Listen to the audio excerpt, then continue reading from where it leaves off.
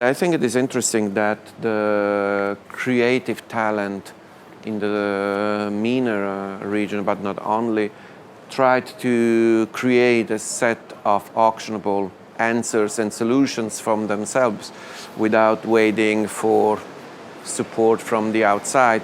And the great variety of possible ways of expressing talent, articulating stories, is quite extremely interesting, because I have this feeling that cinema and all the people that are working around cinema simply got fed up and tried to make their own thing.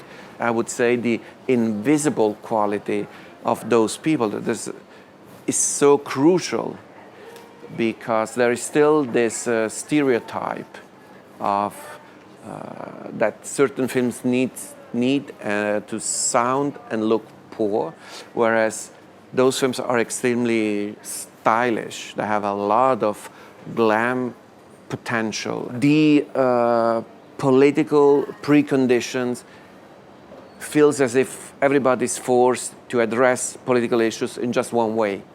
There are so many different ways to be political. And for me, for instance, beauty is one of the strongest ways of being political.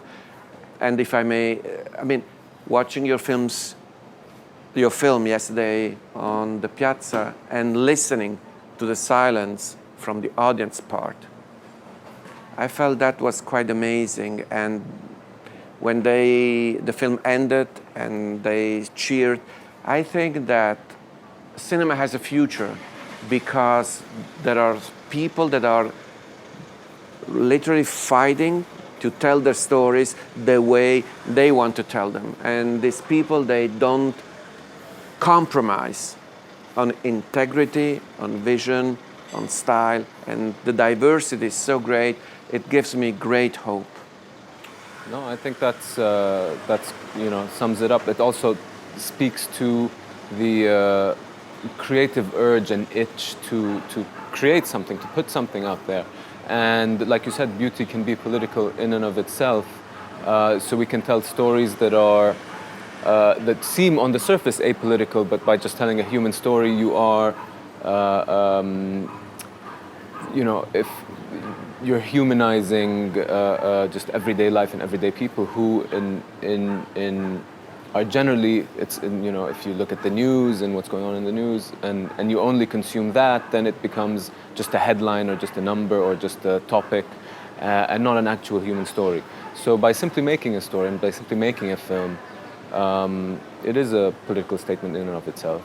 The creative urge has many facets in filmmaking, and so you can be hyper niche, or you can be the person in front of the camera, or the actors. Yeah. There is clearly a need to express and tell stories, because you're getting, within the past 5 years, 6 years, there's been some nice diversity in the Middle Eastern filmmaking. So you have some, hyper art house films, you have some genre films coming out, you do have some political films coming out, you do have some human interest films coming out, and this all comes, from a very gut need to share a story and to tell a story and to create art. And so it's changing in a positive way, because it's grassroots change. And then there's also the collaboration with, official entities, like, co-productions are, much more receptive to these new filmmakers, to fresh voices, first-time filmmakers, and so this collaboration with Europe is something that is strengthening, and I hope it continues to. Yeah, I think that's extremely interesting what you just said, but for me the key element here is grassroots. If I might add a personal touch, the first time I went to Beirut, I witnessed the shooting of a video clip directed by Nadim Tabeh, and I realized once more that the so-called Middle East does not exist, if not in geographical terms, because the idea that we have, and I say we because I mean I can not call myself out of the equation, is a lazy one.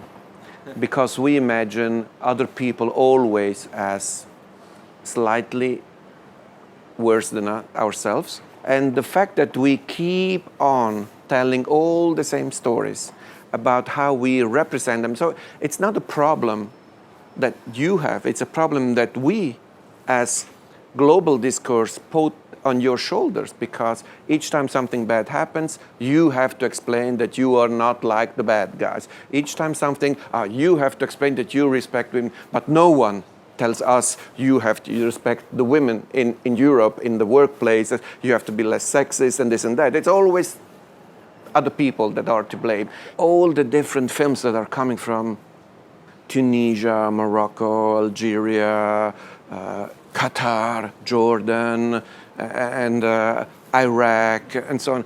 I mean, they all tell specific, and each time we meet this film, we'll say, oh wow, I didn't know that. Yeah, because you were not paying attention. You were, or maybe you were not doing your work if you are supposed to work in culture. So for instance, a film like Dashra by Abdelhamid Bouchnech, a horror film from Tunisia that addresses the superstitions that are still lingering in the region and does it so effectively that the film travels all over the world. I mean, just pay attention, things are happening. So you can't blame other people for things not happening if you are not paying attention, because they do. So I agree wholeheartedly with what you said, and for me, if I could express a wish, I would love to have tons of films that would literally flood the market and, you know, provoke a wonderful conversation that would last for years to come. I think this goes to exactly what Giona was saying, is, you know, generally people are lazy and they like to give somebody a label. They like to put them in a certain pigeonhole. They like to easily just say this person is this because, you know, he's from there, or he's from here, or they're from this ethnicity or this religion. And one way to fight this laziness is to actually just bring cinema to them and bring stories to them that are just everyday stories, or they could be cultural stories. And one way to bring that about is to create these co-productions, because in co-productions there's always an incentive to bring these films to Europe and have them consumed in Europe. But again, like we were saying, the burden shouldn't be on the filmmaker to want to need to change European perspectives of the Middle East, for example, but rather just to create stories, and the stories themselves will do that without that. And collaborating with European co-producers who are just interested in good stories for the sake of good stories, you know, that's probably the best relationship. But as a byproduct, you are also addressing what was talked about is this need or ease of labeling the other wherever they're from, and yeah, stories do naturally, you know, build a normal empathy and an awareness that a person is just slapping labels on the other wherever they're from. Film, I watched it the first time, I found it so incredibly crafted. Each time the setting changes, something is happening. If you pick this film apart in structuralistic terms, in every frame something is happening. If you don't want to pay attention, you're actually asked to do so, because you can't simply look away. And this is one of the films that you don't feel like you have to pick your phone to check the time or the mail. So, and it was so fine-tuned with every nuance. It was never black and white. So, I mean, I could go on rambling incoherently away for hours about this film. But I just want to address the issue of co-production. Co-production is necessary not for the people in the region. It's necessary for us because we are living in our tiny headspace and we are always thinking that we know all the answers, and it's not true. We need other people to come and open our windows that we have been shutting down for ages. We need, I mean, it seems we can't do it alone, okay? I mean, we think we know all the answers, but we don't. We don't even know how to open our windows. So for me, when I hear co-production, I say, please come, help us do better films. It's not that we are coming with our money, please take our money so that we can feel good. I said, no, it's we need your help. Because otherwise we're stuck in our head. And this is, allow me to say so, I know it's a heavy word, but this is a colonial mindset that we need to help people. No, it's us that need help. Because we are stuck in this mindset, we cannot even begin to start thinking how to relate to other people, because either we are bleeding heart liberals or rabid conservatives. You know, there's no middle way. It seems that the other does not exist beyond the polarizing categories by which we think of the world. So therefore, co-production are necessary, not for people like Bassel, but for people like us to let new energy flow in our rooms where the air is stale and where the windows have been closed for too much time. And we need other people's energy to keep going again. This for me is a change of paradigm that I literally dream of. So, and this is why I'm so grateful that Bassel accepted to be in the festival, because we need storyteller like him. We need talented people like the actors that we saw on yesterday on screen. We need that freshness, that raw edge that brings something new, that keeps us on our toes, and that makes us think where we are. It means the world to me and the team. I mean, we had the most magnificent premiere experience yesterday, on the Europe's biggest screen with an amazing sound system and just an awesome audience. Really, the reactions were just without looking at people, you just get a sense of their reactions, and it felt like they were it's an immersive experience to begin with, so it felt like they were going with the film beat by beat, and I can't praise it enough. It's really something else. In the playing the alleys, which is the alleys of Jordan, in the alleys of Locarno is was amazing. So we started out doing research. I was doing research with a friend of mine, Mahmoud Abu Farha, who comes from the neighborhood we filmed in.